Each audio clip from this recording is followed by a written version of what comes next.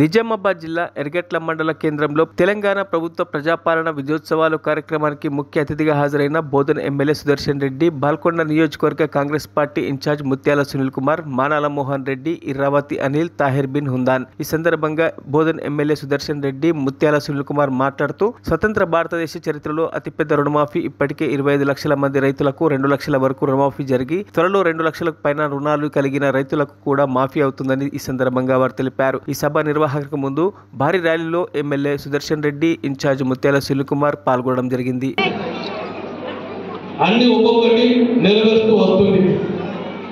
కొంచెం ఆలస్యమైతున్న మాట వాస్తవం. ఎందుకు ఆలస్యమైతుందో కూడా మీ అందరూ కూడా చెప్పాలి. టీఆర్ఎస్ పార్టీ 10 ఏళ్ళు అధికారంలో ఉండి విచ్చలవిడిగా అప్పులు చేసింది. కథలను డబ్బులు ఎన్ని కోట్ల బాగుండదో బాగా కూడా ఎప్పుడైపోయింది. మనం 3 లక్షల కోట్ల బాధ్యత చెప్పినారు.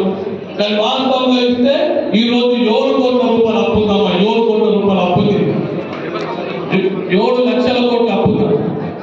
అందుకని కొన్ని పథకాలు ఉచిత బస్సు రావడానికి ఇచ్చేసారు. సిలిండర్ కూడా అందరికి వచ్చింది, కొంతమందికి రాలేదు. రేషన్ కార్డుల వల్ల అవి కూడా మీకు రాబోతాయి. గృహోద్యోగాన్ని మనందరి ఇళ్ళలో కరెంట్ ఉచితంగా వస్తుంది. రైతులకు రుణమాఫీ అన్నారు. 2 లక్షల రూపాయలు రుణాలను కూడా మాఫీ చేసింది కుటుంబానికి.